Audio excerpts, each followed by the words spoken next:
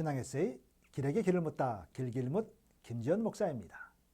이 시간 말씀은 바쁨과 죽음의 관계라는 제목으로 은혜를 나누고자 합니다. 이번 주에 사랑하는 한 분의 장례식에 참석하면서 다시 한번 죽음에 관하여 깊이 생각할 수 있었습니다. 그러면서 생각나는 성경 말씀이 있었습니다. 사무엘상 20장 3절입니다.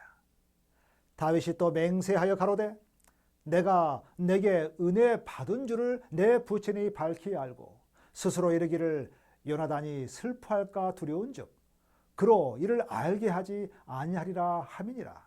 그러나 진실로 여호와의 사심과 내 생명으로 맹세하노니 나와 사망의 사이는 한 걸음뿐이니라. 나와 사망의 사이는 한 걸음뿐이라고 말하고 있습니다. 죽음과 매우 가깝다는 것입니다. 어떤 자매의 어머니가 4개월 동안 신앙생활을 하다가 교회 가는 길에 교통사고로 갑자기 돌아가셨습니다. 1년 전에도 교통사고가 있었는데 그때는 살려주셔서 복음을 전할 수 있었고 4개월이었지만 기쁘게 신앙생활 하다가 돌아가신 것이 기쁘고 감사했습니다. 그런데 어떤 분이 안전을 위해 열심히 기도했더니 교통사고에도 하나님이 살려주셨다는 간증을 했더랬습니다. 그 이야기를 들으니 누구는 기도를 많이 해서 살아나고 누구는 데려가시는가 하는 생각에 마음이 씁쓸했다고 합니다. 믿음은 각자의 분량이 있습니다. 기도를 많이 해서 살아났다는 것도 그분의 믿음이고 비록 돌아가셨지만 구원을 위해 생명을 연장해 주셨다는 고백도 귀한 믿음입니다. 중요한 것은 죽음은 누구에게나 공평하다는 사실입니다. 하나님을 나타내기 위한 내 삶의 목적에 따라 정해진 분량대로 살다 가는 것입니다. 베드로는 한 번의 설교로 3,000명을 전도했고 스데반은 한 번의 설교로 즉시 돌로 쳐 죽임을 당했습니다. 그러나 그의 죽음이 너무나 아름답게 하나님을 증거했기 때문에 그 현장에 있던 사람 중에 사도 바울이 탄생했습니다. 사도 바울을 통해서 이방인 전도가 시작되고 전 세계에 복음이 전파되었음을 우리는 잘 압니다. 결국 스데반의 죽음이 전 세계 복음 전파의 시작점이 된 것입니다. 어떻게 사는가는 어떻게 죽는가와 직결된다 할 수 있습니다. 그리스도 안에서 잘 죽는 것은 살아서보다 더 큰 영향력을 가집니다. 그러므로 어떤 유산보다 값진 것은 하나님이 살아 계시다는 것과 천국을 보여주는 죽음이라 할 수 있습니다. 나의 죽음이 다른 사람에게 천국의 확신을 보여줄 때 많은 사람을 생명으로 인도할 수 있습니다. 이 세상에 분명한 것 하나가 있습니다. 그것은 우리들은 언젠가 죽게 되어 있다는 사실입니다. 히브리서 9장 27절에 말씀하기를 한 번 죽는 것은 사람에게 정하신 것이요 라고 말하고 있습니다. 그 다음으로 분명한 것은 아직 우리가 안 죽었다는 사실입니다. 따라서 앞으로 반드시 맞이해야 할 죽음에 대하여 좀 더 배우고 이해하고 준비하는 것이 지혜로운 삶이라 생각됩니다. 흔히 죽음에 대해서 알 수 없는 5가지가 있다고 합니다. 첫 번째는 누구나 다 죽는다는 것입니다. 두 번째는 죽으면 순서가 없다는 것입니다. 세 번째는 아무것도 가져가지 못한다는 것입니다. 네 번째, 그 누구도 이 죽음을 대신할 수 없다는 것입니다. 다섯 번째, 미리 이 죽음을 경험할 수 없다는 거지요. 이 세상에서 참으로 죽음만큼 확실한 것은 없다 할 수 있습니다.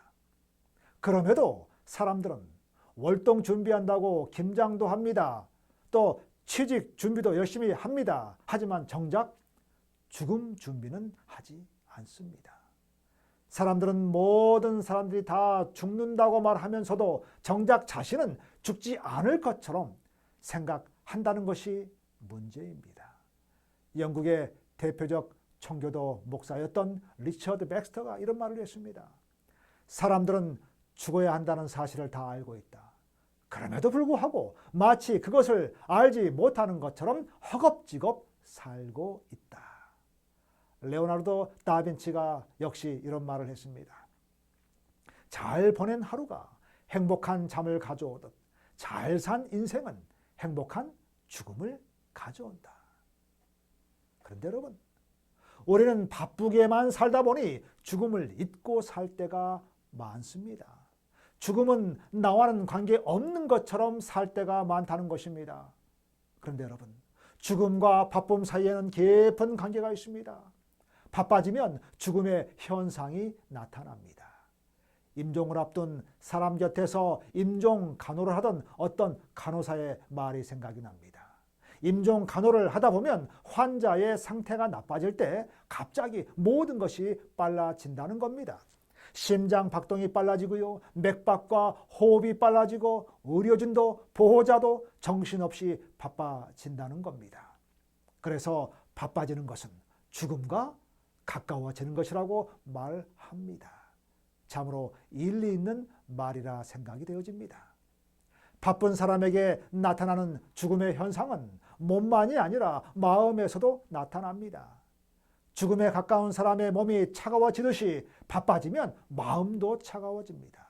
실제로 정신없이 바쁜 사람 옆에 가면 대부분 싸늘한 냉기가 느껴집니다. 말을 걸 수도 없고 따뜻한 온기를 느끼기도 어렵습니다. 그러고 보니 한자에 바쁘다는 뜻의 망자는 마음심과 죽을 망을 합쳐놓은 말입니다. 바쁘면 마음이 죽는다는 것입니다.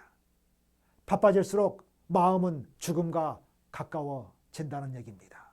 그래서 바쁨과 죽음은 깊은 관계를 가지고 있는 것이 분명하다 할 수 있습니다.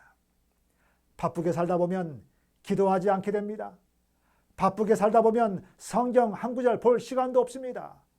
그러다 보면 우리 속사람은 서서히 죽어가고 마는 것입니다. 누가복음 17장 11절로 19절에 보면 고침받은 10 문둥병자 이야기가 나옵니다. 그중 사마리아인 한 사람만이 다시 예수님께 돌아오게 됩니다. 나머지 9은 어디 갔습니까? 그들은 바쁘게 제사장에게로 달려간 것입니다. 제사장의 판정을 받고 다시 유대 사회에 복귀하자니 마음이 바빴던 겁니다. 그간 문둥병으로 잃었던 것들을 되찾으려니 마음이 몹시 급했습니다. 그러나 바쁠 필요가 없었던 한 사람, 사마리아인을 보시기 바랍니다. 멸시받은 사마리아인은 사회적 복귀를 해도 역시 천대받는 사마리아인의 운명을 피할 수가 없습니다. 그러나 아이러니하게도 이 약점이 그를 오히려 바쁨이라는 죽음의 덫을 피하여 예수님께 돌아오게 했습니다. 반대로 바빴던 9은 문둥병은 피했지만 바쁨이라는 죽음의 덫에 걸리고야 맙니다. 예수님의 구원 선언은 사마리아인 한 사람에게만 선포되었습니다. 바쁨은 죽음의 그림자와 같다는 것을 우리는 기억해야 합니다. 인류 역사상 최대의 부를 가졌던 록펠러가 사망했을 때 그의 재산을 관리했던 변호사가 명언을 남겼습니다. 이렇게 말입니다. 회장님은 다 두고 가셨습니다. 그렇습니다. 다 두고 가는 것이 인생입니다. 며칠간의 여행을 떠나도 준비하는 우리들인데 하물며 돌아오지 못할 인생의 마지막 여행을 잘 준비해야지 않을까요? 준비 없이 떠나는 것보다 더 미련하고 우둔한 것이 또 있을까 생각이 됩니다. 영감의 기자는 말합니다. 교회증언 1권 706쪽에 말씀하기를 이 지상은 준비하는 장소이다 라고 말합니다. 또한 교회증언 4권 480쪽에 이 생의 거의 마지막 순간까지 미래의 생을 위한 준비를 늦추는 것은 매우 어리석다라고 권면합니다. 바쁨이라는 죽음의 덫에 걸려 영생을 잃어버리지 않도록 이 땅에서의 삶에 매일매일이 영원을 위해 준비하는 삶이 되어지기를 소망하면서 신앙의 세이 길에게 길을 묻다 길기묻 마치겠습니다. 감사합니다. 오늘도 행복하십시오.